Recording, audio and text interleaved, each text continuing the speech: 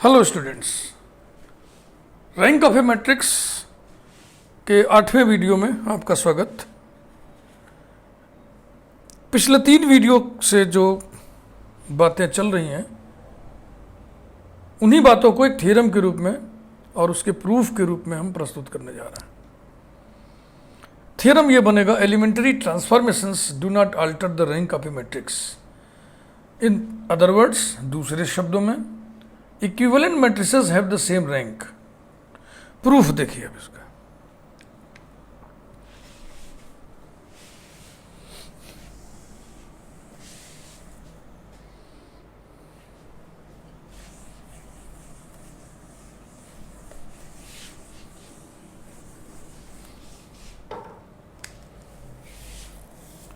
Proof, let capital A be given matrix such that rank of A equal to R. Then by definition there is at least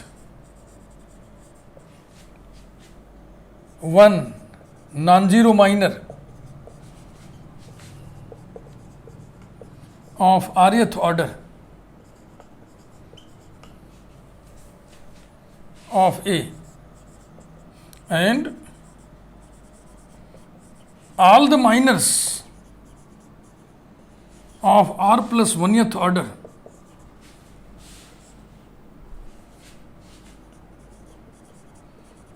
are 0. Let determinant A naught be any minor of R plus 1th order of A. Then clearly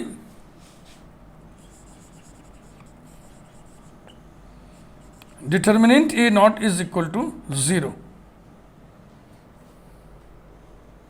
अब यहां से, ये तो common हिस्सा हो गया। अब यहां से भाग नंबर 1, पहला part.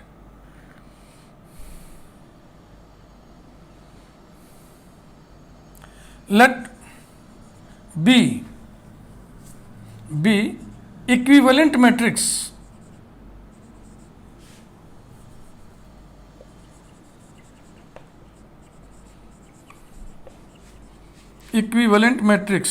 obtained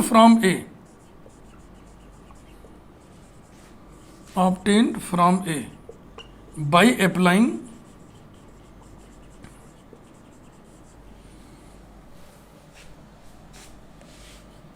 Ri interchanged by Rj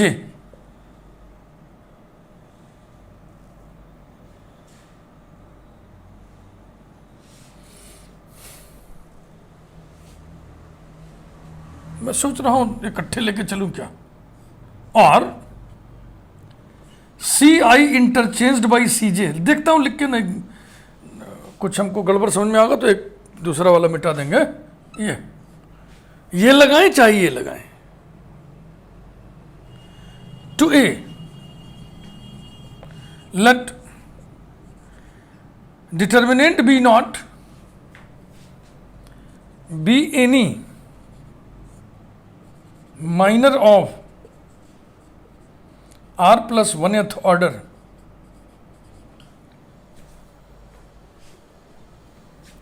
of B, then determinant B naught is equal to curly bracket minus determinant A naught if determinant B naught contains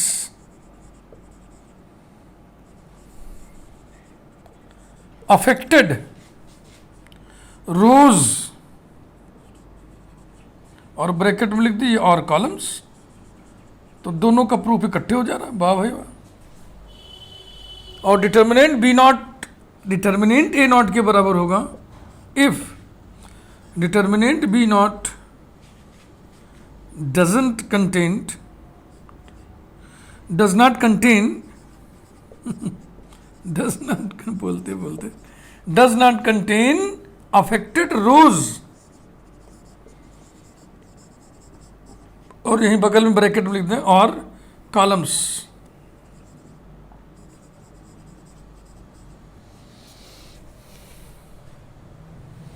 since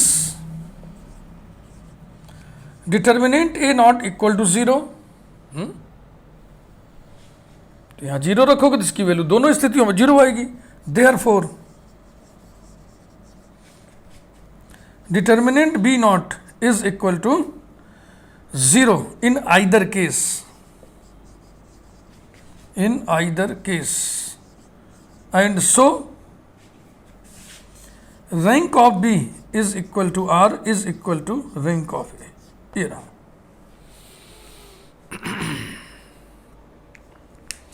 अब सेकंड हम इसी में देखो घोंच कहां से थे क्या जाने दो, ऊपर लिख देते हैं।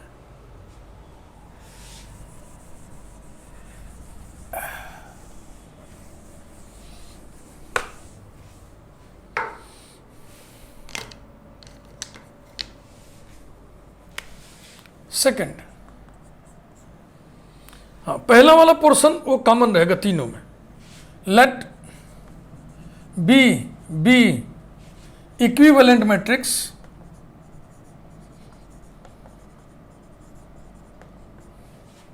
obtained from A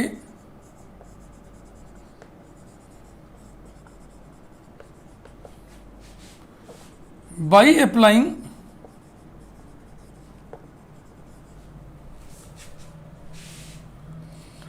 Ri replaced by K into Ri or Ci replaced by K into Ci, where K not equal to 0, to A. Let determinant B not be any minor of R plus 1th order of B, then determinant B naught is equal to curly bracket K into determinant A naught if determinant B naught contains affected row or affected column,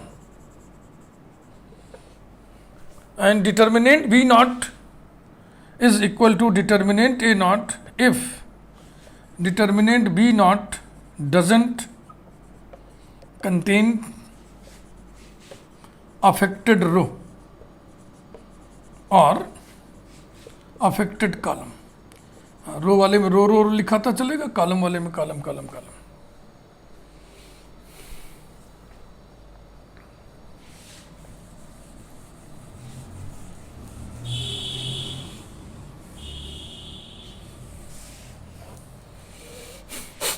Since determinant A0 equal to 0, therefore determinant B0 equal to 0 in either case, and so rank of B equal to R, which is also equal to rank of A। ये रहा। Third,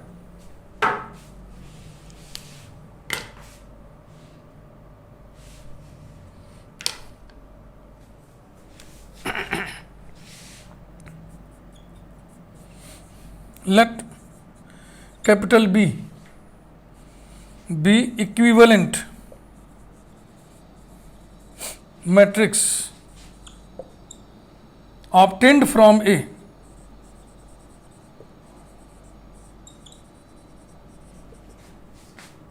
by applying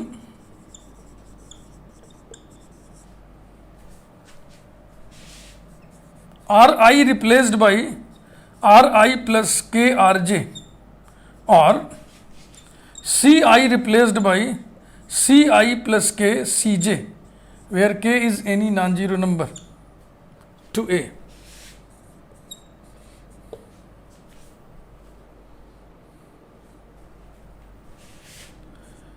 Let determinant be not be any minor of r plus 1th order of b. Then अब सभी में देखो b अलग अलग है, late करके लिखा जा रहा है कि माना b इक्विवेलेंट मैट्रिक्स है जो a के से प्राप्त किया गया है a पर ये ट्रांसफॉर्मेशन लगा करके। अब देन के बाद हम ऊपर लिखेंगे, इतनी जगह में हमको मजा नहीं आएगा, कम लग रहा है।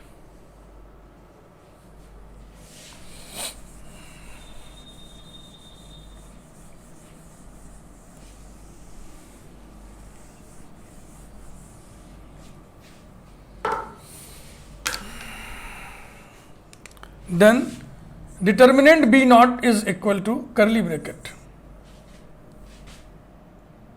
determinant a naught plus k into determinant a naught or determinant a naught plus k into determinant c naught। ये दोनों केस बन रहे हैं कब के लिए? if determinant b naught contains affected row or affected column।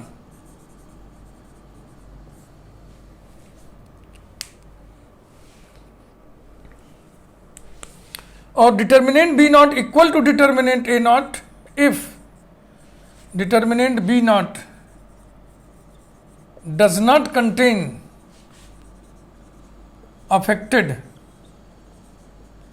row or affected column।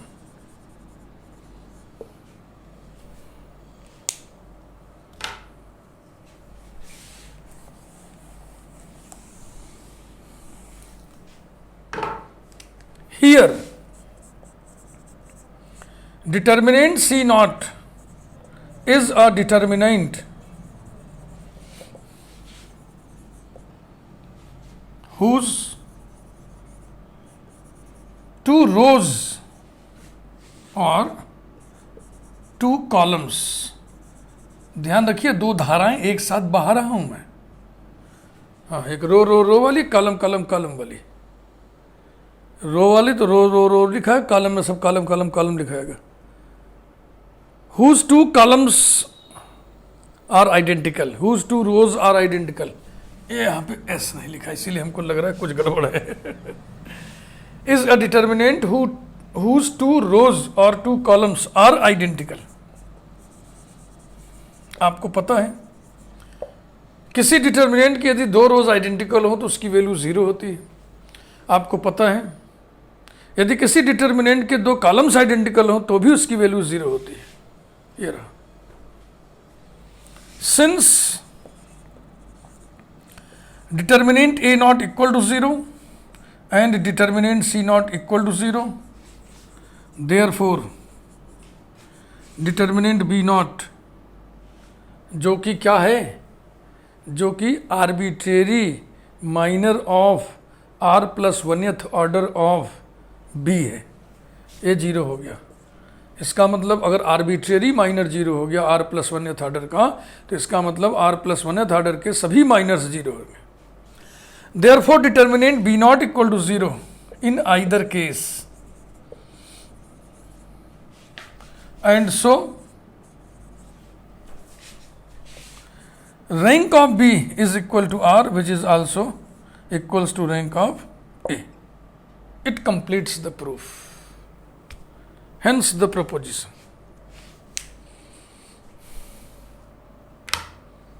Hence the proposition, hence proved, it completes the proof। Last में जो लिखना हो लिख दी। यही थ्योरम था जो अगर हम डायरेक्ट ऐसे लिख देते तो आपके समझ में आने वाला नहीं था। इसलिए आप एक थ्योरम को 4 वीडियोस में पढ़े हैं, मामूली बात नहीं है।